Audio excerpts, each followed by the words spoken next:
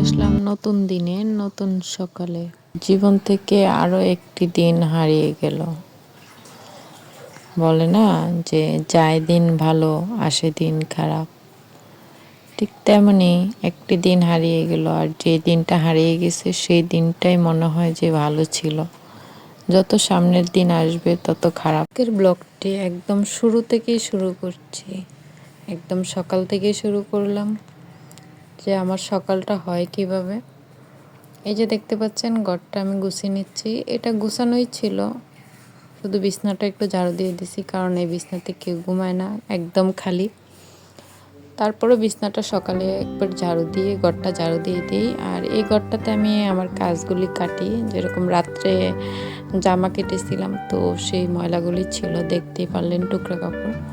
তো ওই ঘরটা গুছিয়ে নিয়েছি, তারপরে নাস্তা বানিয়ে নিয়েছিলাম ঘর ঝাড়ু দিয়ে। আর নাস্তা বানিয়ে নাস্তা খেয়ে টেয়ে এখন আসলাম আমার রুমটা গুছাতে, কারণ এই রুমটা পরেই গুছিয়েছি, কারণ আমার বাচ্চারা ঘুমেছিল, তো ওরা এখন উঠে গেছে। এখন উঠে যাওয়ার পরে আমি এই ঘরটা গুছিয়ে নিয়েছি। দেখতে পাচ্ছেন বিছনাটা আমি গুছিয়ে নিচ্ছি। আর আমার মেয়ের বড়টার এখনও ক্লাস শুরু হয়নি, শুরু হয়েছে কিন্তু তেমন ক্লাস হয় না, হাফ ক্লাস হয়, এই জন্য আমিও দিচ্ছি না, যেহেতু এখনও সব পোলাপান আসে নাই, ক্লাসও ভালো হয় নাই, শুধু শুধু গিয়ে ওখানে দুষ্টামি করবে আর টেনশন তো ঠান্ডা, এই জন্য আমিও দিচ্ছি না, যে ক্লাসটা ভালো করে শুরু হোক তারপরে দিব আর কি। আরও হয়তো বা 2-3 দিন পরে আমি দিব, বা এই সপ্তাহটাও হয়তো গ্যাপ দিতে পারে, তো তখন আমি দিব। আর এই কারণে ও একটু দেরি করে উঠতেছে ঘুম থেকে।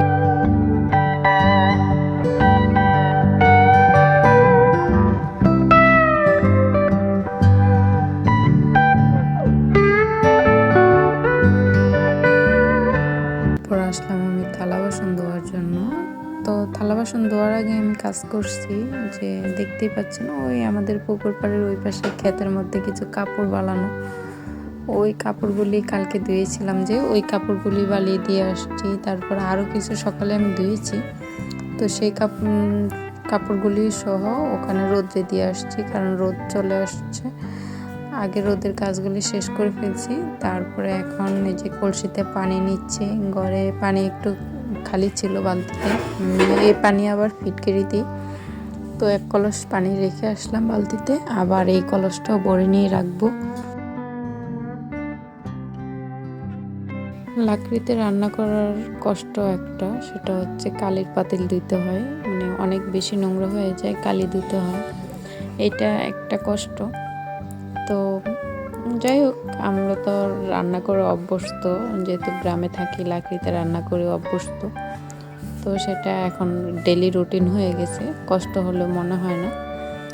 আর এই যে আমি থালা বাসন ধুইলে আমার মুরগিগুলি আমার পাশে এসে গুড়গুড় করবে, ওদেরকে আমি যতই খাবার দিই না কেন ওরা এখানে এসে জমা হয়ে যাবে, একটু একটু জিনিস থাকলে ওটা খাবে, ভাতটা। ওদেরকে তো আমি ভাত খাওয়াই না ঠান্ডাতে, তারপরেও 1-2টা ভাত পাইলে এরা খুব মজা করে খায়, মানে ওদের কষ্ট লাগে না যে ঠান্ডা খাইতে, কিন্তু আমার খুব কষ্ট লাগে ওদেরকে ঠান্ডা কোনো কিছু দিতে। আমার মনে হয় যে আমার যেরকম ঠান্ডা খেতে ভালো লাগবে না, তো ওদেরও ভালো লাগবে না, আর এটা তো সত্য।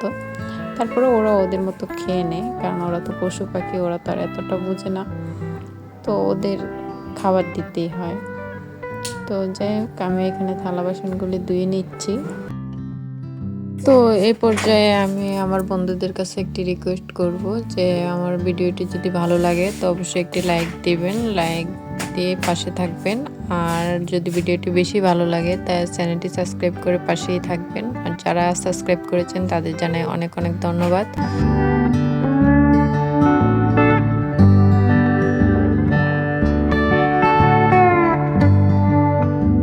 আমার ধোয়া দাই শেষ, থাল বাসন ধুয়ে নিয়েছি, কিন্তু দেখতে পাচ্ছেন আমার কলপারের অবস্থা 12টা বেজে গেছে। তো কলপারটা এখন পরিষ্কার করে নিব।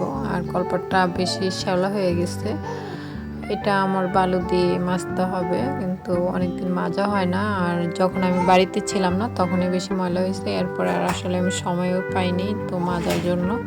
তো আজকে মাজবো না, আজকে শুধু এমনি ঝাড়ু দিয়ে ভালো করে ঝাড়ু দিয়ে ময়লাগুলি পরিষ্কার করে দিব, যাতে বাচ্চারা আসে তো এখানে এসে এদিক দিয়ে হাঁটাচলা করে, তো অনেক সময় পিস্তা টিস্তা খেয়ে পড়ে যেতে পারে, এই জন্য একটু ভালো করে মেজে রাখতে হয়। আবার আমার মেয়েটা একা একাও আসে, কলপারে এসে পানি নেয় বা হাত ধোয়, ওর কাজটাও করে, তো এই জন্য সবসময় পরিষ্কার রাখার চেষ্টাই করি যতটুকু সম্ভব হয়।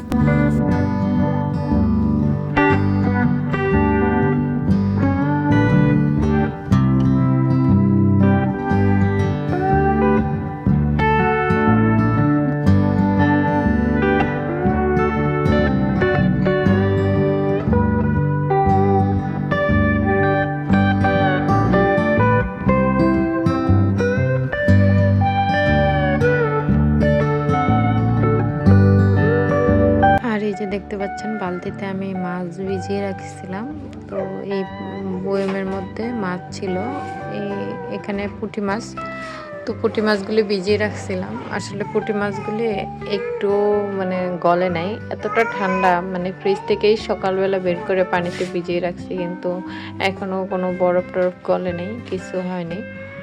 তো বাইরেও যেরকম ঠান্ডা, আসলে ফ্রিজেও এখন এরকমই ঠান্ডা, এই জন্য হয়তো বরফগুলো এখনো খোলে নেই।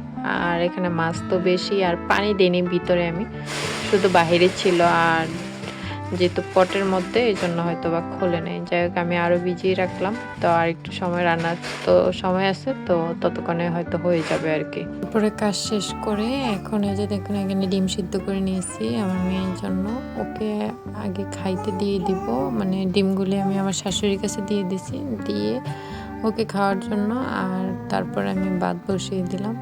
আর ভাত হতে হতে আমি তরকারিগুলো কেটে নিলাম। তরকারি হওয়ার পরে, কাটার পরে আমি টমেটো কেটে সিদ্ধ করে নিয়েছি টমেটো ভর্তা করার জন্য। আর এই যে দেখতে পাচ্ছেন পুঁটি মাছ, তো ওই পুঁটি মাছগুলি গলে গেছে, এখন এই পুঁটি মাছগুলি ভেজে তারপরে আমি ভুনা করব, যেহেতু ফ্রিজে ছিল এই জন্য আর আমি এইভাবে রান্না করলাম না মাখিয়ে, তো টমেটো দিয়ে সুন্দর করে আমি কষিয়ে আবার রান্না করে ফেললাম।